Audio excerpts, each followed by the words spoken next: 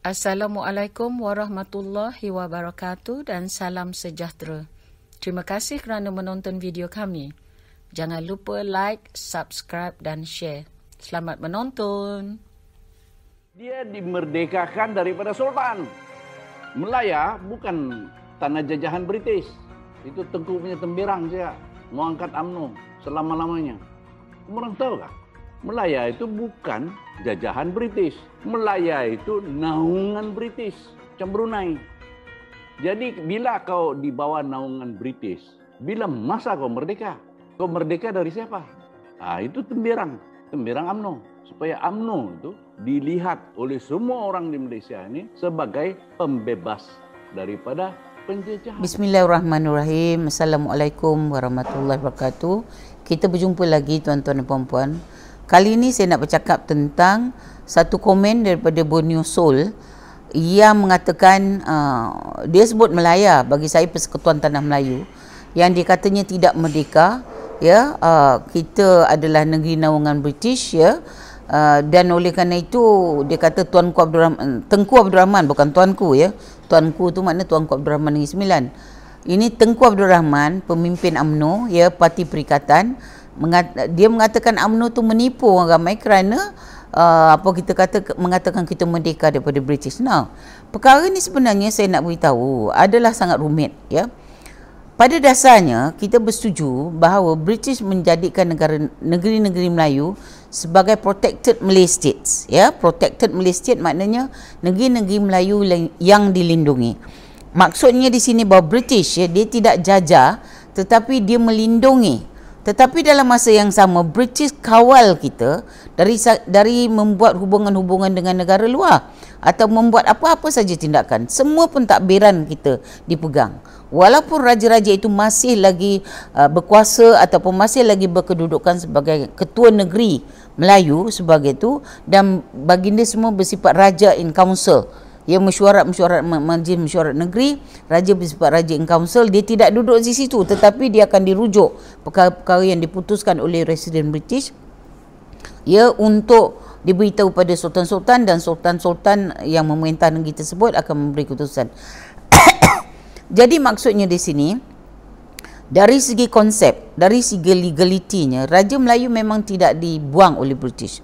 Raja-Raja Melayu masih lagi menjadi tak maaf, ya, ketua pemerintah negeri-negeri Melayu. Tetapi dari segi bidang kuasa, raja hanya sebagai ketua negeri yang tidak ada kuasa, kerana kuasa itu dipegang oleh residen dan keputusan-keputusan itu pun dibuat oleh residen, dan kadang-kadang memang dibincangkan raja-raja.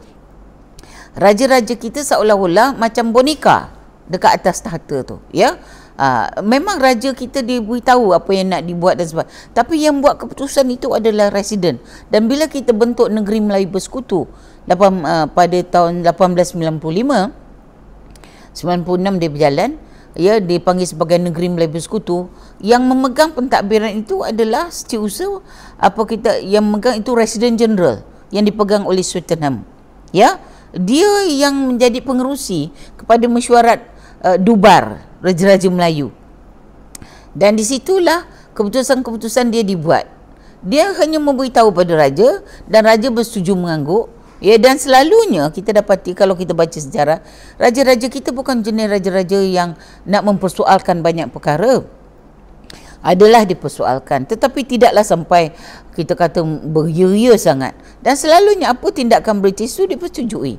Sebab itu setengah orang berpendapat macam Rupert Emerson, dia bila dia tulis dia punya PhD pada tahun 1935, Direct and Indirect Rule, ya, in Melaya, maka dia menunjukkan bahawa sebenarnya walaupun negeri-negeri Melayu ini bersifat protected states, tetapi kuasa British, Residen General British, Governor Negeri Selat, mereka ni semua berkuasa lebih.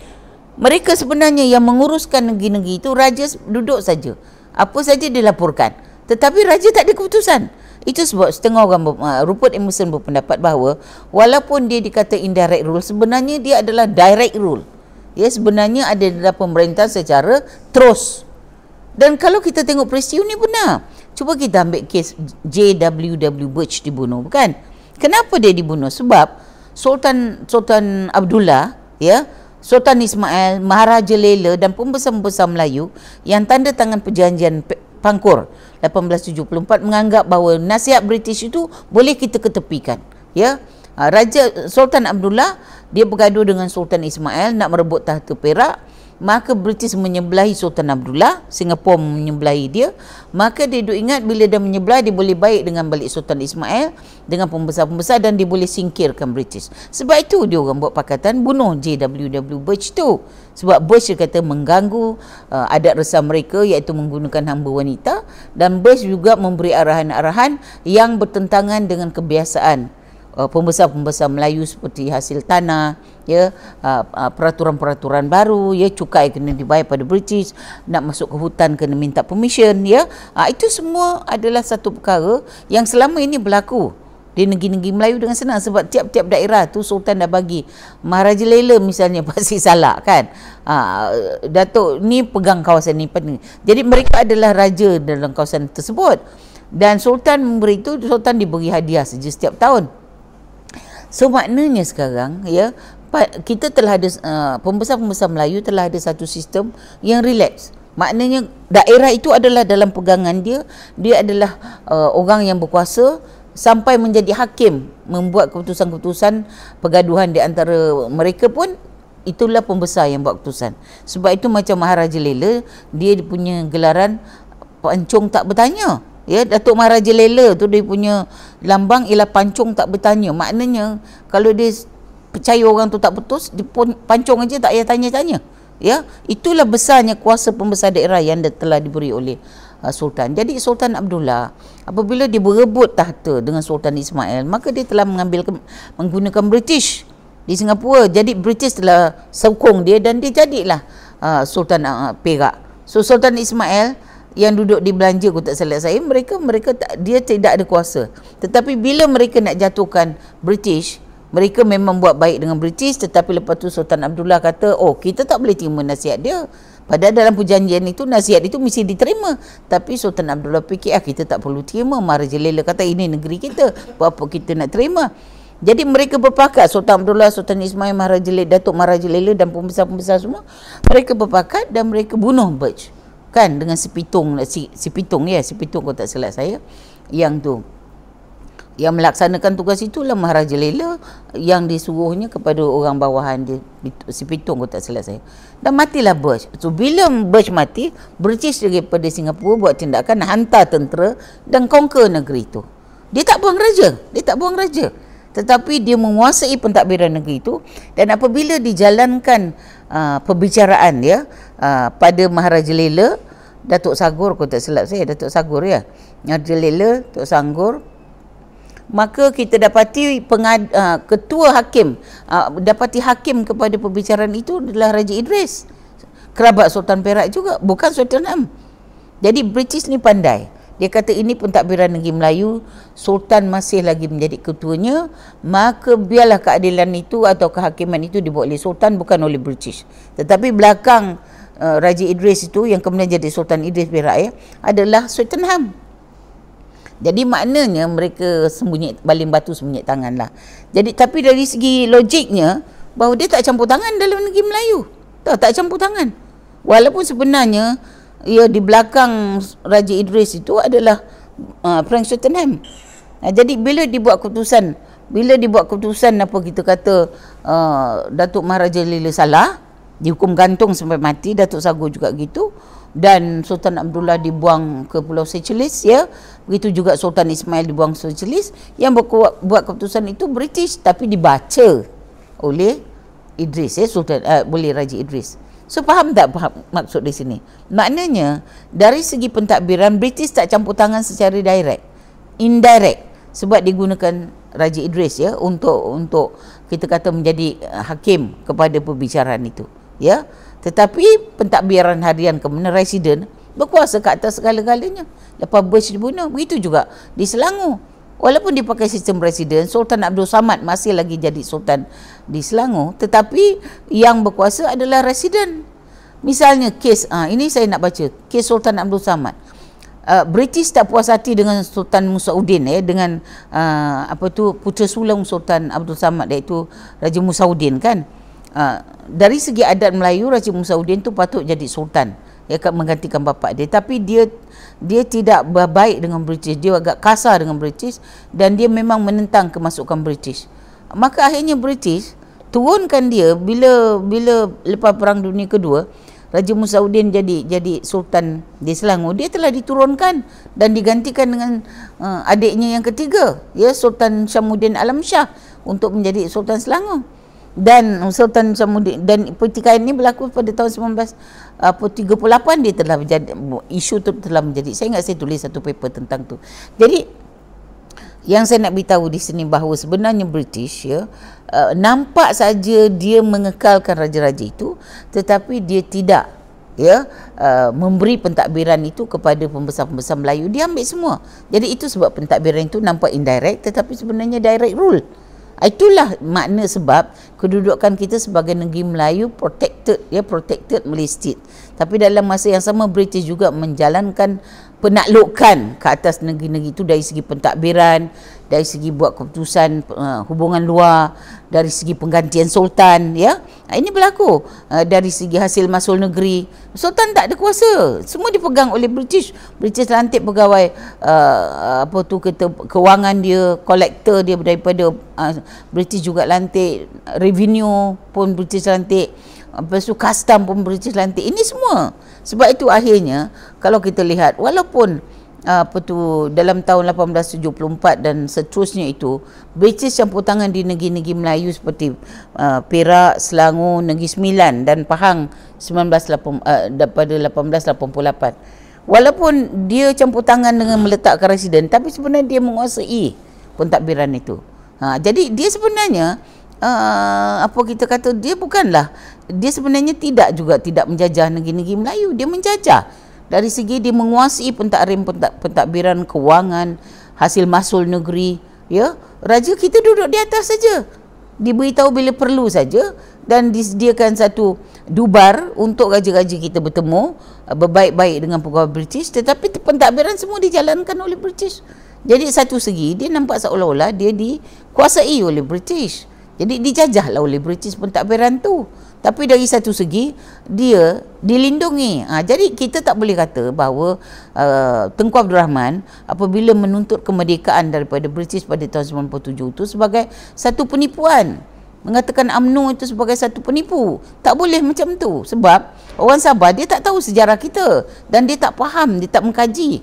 Bukan orang Sabah, minta maaf. Ni Borneo channel tadi Borneo Boys tu dia tak tahu, dia cuma baca-baca dan dia tetap. Padahal kita tahu Rupert Emerson dah tahun 35 dah tulis bahawa di Melaya dia kata berlaku pentadbiran secara indirect tetapi sebenarnya direct. Saya setuju tu, macam saya cakap tadi, case Birch kan. Orang Melayu atau Raja Melayu ingat bila kita dah buat perjanjian kita boleh tipu British. Kata tak mau, kita tak nak. Tapi dari segi perjanjian dia dah tanda tangan dan British gunakan itu untuk buat serangan ke atas Perak, dan akhirnya Perak tak ada berkuasa lagi. Tapi sultan dia tak dibuang. Dia jadi duduk di atas itu je lah. Tapi pentadbiran semua, kewangan, pertahanan, hasil mahsul semua dipegang oleh British. Jadi macam mana kata kita dia tak jajah kita? Pelantikan jabatan-jabatan kerajaan semua dipegang di pembesar-pembesar kita, dipencenkan. Pembesar dulu kalau sultan dia atas sultan, bawah tu kita ada kuasa pentadbiran, bendahara lah, Laksmana lah, Temenggung, Shah Bandar. Sekarang British buang semua sistem ni. British kekalkan sultan, tapi yang tengah ni sistem pembesar ni diambil semua. Jadilah dia resident, yang ketua jabatan polis, ketua jabatan income tax, ketua jabatan hasil kan, collector hasil mahsul Lepas tu ketua jabatan immigration, ketua jabatan apa lagi? Apa saja, kongsi gelap semua adalah British kenakan, dan semua orang dia. Sebab itu diimport orang-orang British yang tak ada kerja dekat England tu, ataupun yang pernah bekerja di Israel lah, di mana-mana jajahan takluk British di dunia ini untuk datang ke tanah Melayu. Tahu, untuk mentadbir, sebab mereka dah ada pengalaman mentadbir di Afrika, di Burma, di India, mereka datang ke sini. So kita adalah another extension of British expansion, imperialism. Siapa kata dia tak jajah? Maka dia jajah. Cuma legalnya dia tak pakai benda tu sebab British ni cerdik. Macam saya cakap kes Bush tadi dibunuh, yang menghakimnya Raja Idris. Bukannya Frank Tottenham, tapi belakang sebelah Raja Idris tu Frank Tottenham yang mengulurkan kertas untuk mengatakan bendahara Sri Maharaja Lela ni salah, gantung, hukum gantung. Ingat Raja Idris boleh buat keputusan sendiri. Saya percaya itu adalah dengan cadangan daripada Tottenham yang tak nampak tangan dia, tetapi dia ulur saja keputusan dia. So ini bagi saya, British sebenarnya main silap mata dengan kita. Nampak kita protected states, tetapi dia sebenarnya menguruskan pentadbiran negeri. Sampai apa? Sampai sebab itu kita dah biasa dengan British memegang segala perkara macam pentadbiran, hasil mahsul, hubungan diplomatik dan sebagainya negeri-negeri Melayu. Maka sebab itulah kita beranggapan bahawa British Tengku kata kita merdeka daripada British. Betul lah kita merdeka daripada British. Tetapi dari segi legalitinya, negeri Melayu tak pernah dijajah kerana dia bertaraf protected states. Tapi dari segi pentadbirannya, dari segi perkara-perkara yang berlaku macam penggantian Tengku Mahkota di Selangor, macam saya cakap tadi tu, Tengku Musaudin tu dibuang, diambil anak Sultan ketiga. Walaupun Sultan Sulaiman membantah, tapi British tak peduli. So maknanya dia campur tangan dalam kes penggantian Sultan.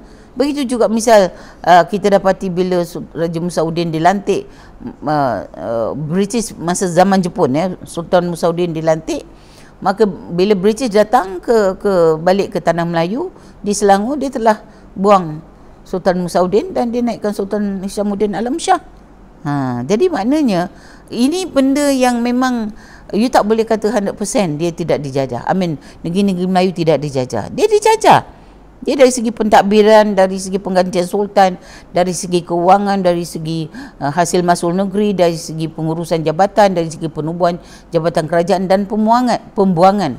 Apa kita kata sistem pentadbiran Melayu yang menggunakan nama bendahara, menteri besar ataupun menteri keuangan Temenggung, semua dah tak ada lagi. British lah yang hapuskan. Jadi macam mana kita kata dia tidak dijajah, kan? Jadi itu yang kita kena hati-hatilah dalam soal ini. Jadi saya rasa pendapat ini kena diperhalusi lagi. Pendapat suara Borneo tu tadi mesti diperhalusi. Dan saya tak setuju mengatakan kemerdekaan kita 97 itu adalah satu penipuan dan kita semua ditipu. Sebenarnya penjajah ini sangat bijak, sangat bijak. Dia boleh main silap mata dan kita memang terasa dijajah, sampailah kita terpaksa berunding dengan British. Tengku terpaksa berunding dengan British dan mengantar Tun Abdul Razak untuk membincangkannya dan melepaskan kita daripada tangan British, cengkaman British. Cengkaman, kita tak gunakan penjajahan. Cengkaman British itu kita minta dilepaskan pada 31 Ogos 1997. Kalau British merasa bahawa dia tidak mencengkam kita atau tidak menguasai kita, apa perlunya Queen Elizabeth mengantar dia punya wakil untuk mengisytiharkan memberikan pelepasan kepada kita sebagai sebuah negara yang tidak lagi dikuasai oleh British atau dicengkam oleh British.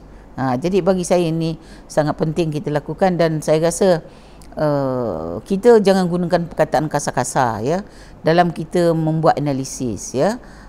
Bagi saya, kalau kita ada academic excellence atau kita perlukan suatu academic analytical, kita janganlah gunakan perkataan kasar-kasar, bodoh, tipu, apa sebagainya. I think dia menyinggung. Kalaupun you tak suka orang semenanjung misal katakan, tapi janganlah sejarah kita yang you tak belajar habis, sejarah kita you tak mengalaminya dan lalu you mengatakan kita ditipu. Saya rasa sepatutnya perkara itu ditiadakanlah. Kalau you memberi pendapat, bagilah pendapat, apa salahnya, kan? Tetapi tidaklah mengatakan bahawa kemerdekaan 1947 itu adalah satu pembohongan. Lagi satu isu yang dibangkitkan ialah bahawa sebenarnya dia kata kita mesti merdeka daripada raja-raja, kan? Dia mengatakan bahawa yang menguasai kita adalah raja-raja. Nah sebenarnya bagi saya bukan nak kata sokong dia atau tidak. Nah bagi saya sebenarnya raja-raja Melayu yang menjadi raja pemerintah bagi tiap-tiap negeri Melayu, yang mendapat taraf protected Malay States daripada British, maka raja-raja Melayu ini kekal sebagai raja pemerintah. Pentadbirannya memang dipegang oleh British, tetapi dari segi kebiasaan raja-raja Melayu lah sebelum kedatangan British pun macam kerajaan Melaka.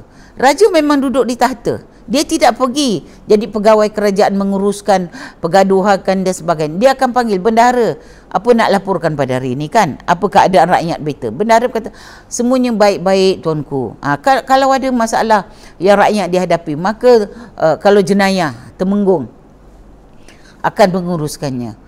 Lepas tu kalau ada saudagar-saudagar nak datang kan, berdagang di kota Melaka, di bandar Melaka, maka Syah Bandar yang uruskannya.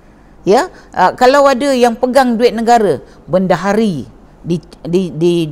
dibuat satu jawatan bendahari untuk menjaga kewangan negeri. So sultan duduk saja.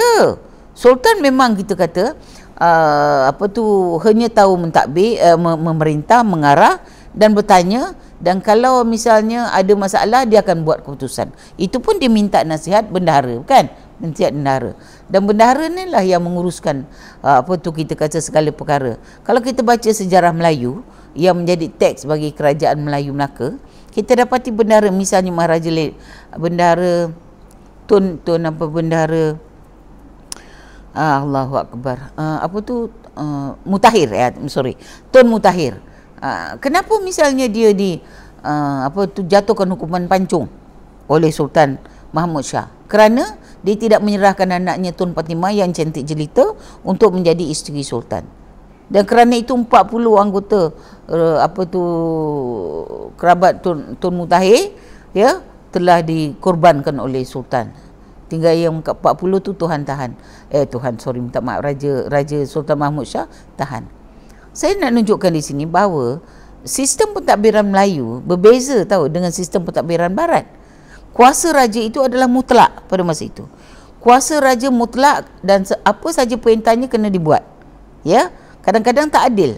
Misalnya kita kata tak menyerahkan anak dia ataupun tak memberi anaknya Tun Fatimah kepada sultan untuk jadi isteri. Tun Mutahir memikirkan bahawa sepupunya Tun Ali itu lebih rapat untuk jadi suami. Itu bukan satu kesalahan, tetapi bagi sultan itu satu kesalahan kerana membiarkan sultan melihat kejelitaan Tun Fatimah tanpa dapat mengistrikannya. Jadi maknanya Tun Mutahir telah melanggar kebiasaan sultan. Sultan memang akan ambil puteri bendahara, puteri pembesar-pembesar dia untuk jadi gundik, ya, untuk jadi isteri dan sebagainya. Itu adat kita.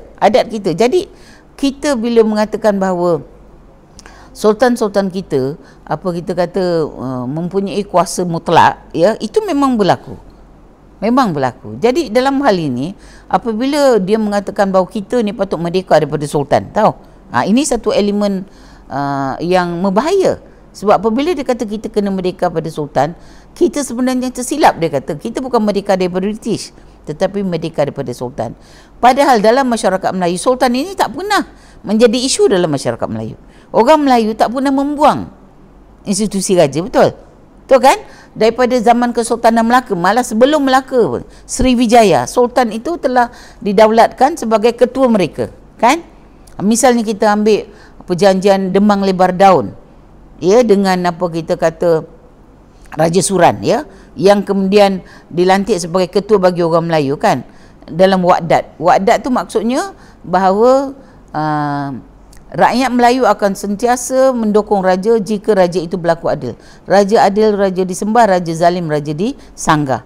Nah, itu adalah suatu sumpah Waqdat antara rakyat dan raja. Dan sejak itu raja didaulatkan sebagai ketua negara, ketua kerajaan. Dan itu tak pernah dicabar oleh sesiapa pun, kecuali misalnya Hang Jebat. Itu pun dia mengamuk sebab Hang Tuah dibunuh tanpa usul periksa, betul? Jadi maksudnya dari segi sejarah kita, raja tetap dirajakan sebab dia telah diterima oleh adat dan juga rakyat. Jadi soalnya sekarang bila dia kata bahawa kita patut bebas dari raja, dia sebenarnya mencadangkan satu perkara yang tidak sesuai dengan dasar politik orang Melayu, dasar pentadbiran orang Melayu. Ya, sebenarnya raja-raja kita menjadi ketua kita sejak zaman kerajaan Melaka. Melaka tumbang di tangan Portugis, tetapi dia punya institusi raja tu berkembang, bukan? Daripada Melaka dia pergi Johor Lama, betul? Johor Lama dia pergi Riau Lingga. Dan lepas tu dia balik ke Singapura, betul? Lepas itu datang Belanda hapuskan sistem tu. Tapi di tanah Melayu, British tak hapuskan sistem tu, betul kan? British tak hapuskan sistem tu, British kekalkan. Walaupun dia masuk mencampuri urusan negeri Melayu macam Perak, Perjanjian Pangkuh, tapi dia tak bawa sultan, tetapi dia ambil semua pentadbiran.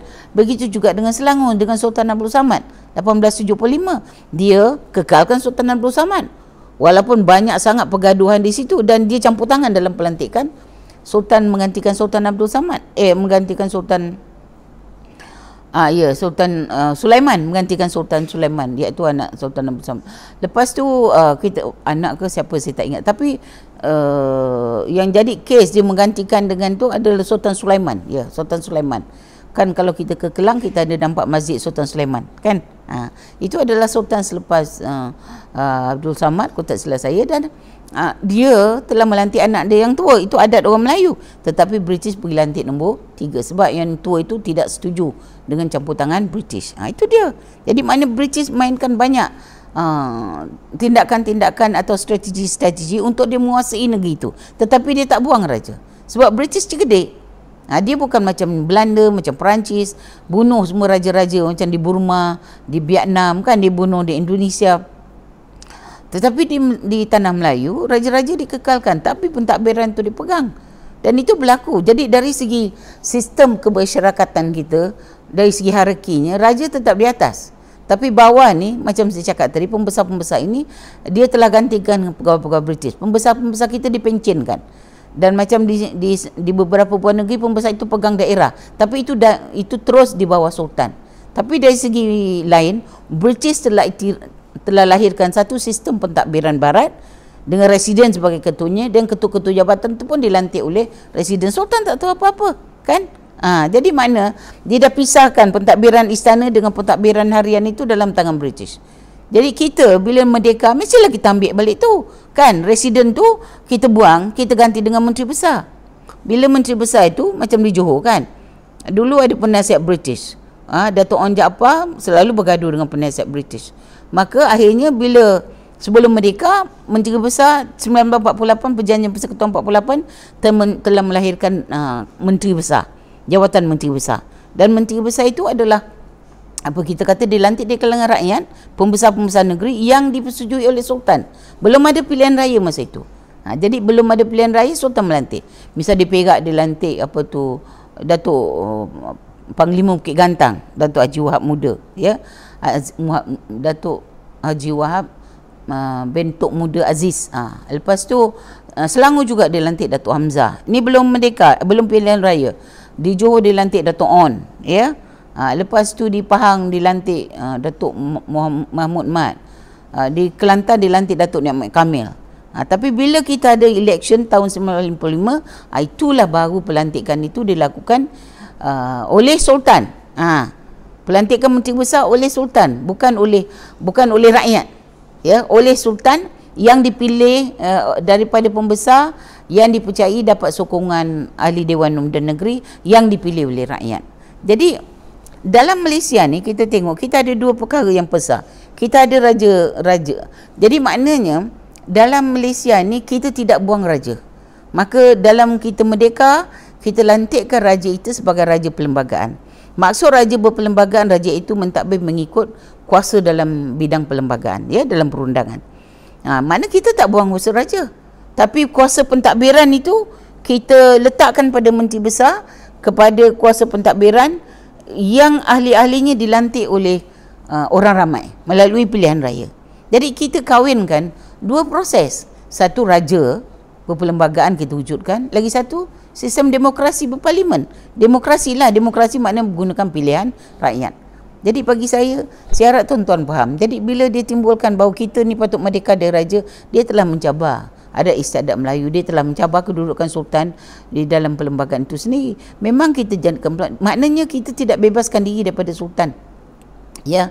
Walaupun mungkin nampak benar macam dia cakap, tetapi soalnya sekarang kita tak pernah minta merdeka daripada sultan. Kita minta merdeka, so-called merdeka daripada British, kerana British kuasai negeri kita seolah-olah dia jajah negeri kita. Jadi bila dia buat statement macam tu, itu ada unsur-unsur subversif, kan, ada unsur-unsur yang boleh melahirkan ketegangan dalam masyarakat. Dan saya tak tahulah sama ada ini selari dengan agenda setengah-setengah pihak yang mau buang institusi raja kan, ya, dalam negara kita. Ya, mungkin ada, mungkin tidak, ya. Tetapi bagi saya kemerdekaan yang kita dapat daripada British itu adalah kerana penguasaan cengkaman British terhadap pentadbiran, ketenteraan, betul kan? Askar-askar New Zealand telah dihantar masa kita lawan komunis, bukan? Daripada PG Afrika pun dihantar ke sini. Sarawak Rangers pun dihantar. New Zealand, Australia, Gurkha, semua jajahan takluk British itu atau yang pengaruh British dihantar ke sini. Maknanya pertahanan kita tak selamat. Ya, dari segi kewangan kita masih lagi pound sterling di sana.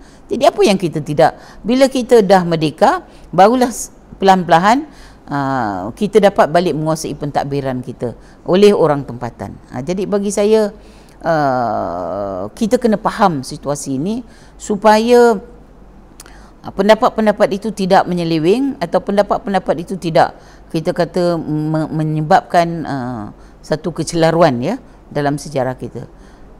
Memang saya tahu dia protected states, tetapi dalam masa yang sama raja dikekalkan tapi pentadbiran diambil alih, pertahanan diambil alih, ekonomi diambil alih, dan akhirnya kita dapati selama 446 tahun kita dijajah atau dikuasai oleh British, oleh Belanda, start daripada Melaka lah, oleh Portugis, oleh Belanda, oleh British seluruh tanah Melayu, oleh Jepun, dan lepas tu oleh British. Maka tentulah kita merasakan bahawa terlalu lama kita dicengkam, maka kita kena membebaskan diri. Dan pembebasan itu pun sebenarnya bukan juga, saya tahu bukan sepenuhnya juga, sebab kita masih lagi menjadi anggota Commonwealth sebagai salah satu syarat British untuk melepaskan penguasaannya kepada kita. Jadi saya harap jelas keadaan ini, dan kita tidak pernah mau membebaskan diri kita daripada raja-raja kita, sebab raja itu adalah ketua kita daripada dulu sampai sekarang. Dan siapa yang tak suka institusi raja itu adalah orang-orang yang tak faham tentang budaya kita, tentang tamadun kita, dan orang-orang yang memang ada agenda untuk lahirkan republik. Tetapi bagi saya, sebuah republik tak semestinya juga keamanan bagi kita semua. Raja perlembagaan adalah satu cara terbaik raja-raja kita melepaskan kuasanya ke atas rakyat dengan membenarkan mereka mengadakan pilihan raya, dan pilihan raya itu boleh digunakan untuk memilih wakil-wakil mereka, tetapi pelantikan itu masih lagi dilakukan oleh raja. Di peringkat negeri, raja pemerintah melantik menteri besar dan juga exco-nya. Kalau di peringkat pusat, yang di Pertuan Agong, Seri Paduka Baginda Pertuan Agong yang melantik Perdana Menteri dan juga menteri-menteri kabinet, senator-senator, setiausaha politik, setiausaha kerja, menteri-menteri. Jadi makna kuasa raja itu tak lepas, ya. Tetapi apa kita kata, rakyat ada hak untuk membuat pilihan raya dan memilih pemimpin dari pilihan raya untuk menguruskan pentadbiran negeri. Jadi saya harap penerangan saya ini jelas, dan saya harap tidak ada kekeliruan. Sebenarnya bagi saya cadangkan beginilah. Kita sebenarnya mahu lahirkan Malaysia yang aman damai, ya. Kita mahu melahirkan Malaysia yang bersatu padu. Jadi kalau analisis akademik itu, biarlah kita membantu kepada suatu pembangunan negara dari segi kenegaraan yang baik, dari segi pendapat yang baik, dari segi pemikiran yang baik, dan dari segi perpaduan yang baik. Saya harap itulah sepatutnya menjadi harapan kita, sebab kita sayang negara kita ini, ya. Kita tak ada negara lain, ya. Saya tak ada nak balik ke mana-mana. Inilah tanah air kita, inilah tanah pusaka saya, inilah tempat lahir dan tumpah darah saya. Mungkin saya ke bumi di sini, saya tak tahu di mana. Kalau saya baik-baik saja, saya ditanam di Malaysia. Dan kalau saya pergi luar negeri pun masih sayang Malaysia, ya. Kata peribahasa Melayu, sejauh mana anak seluang ke laut, akhirnya dia balik ke pantai juga. Semana jauh, apa kita kata, sirih tetap pulang ke gagang, ya. Ikan tetap pulang ke lubuknya yang biasa. Sekian, terima kasih.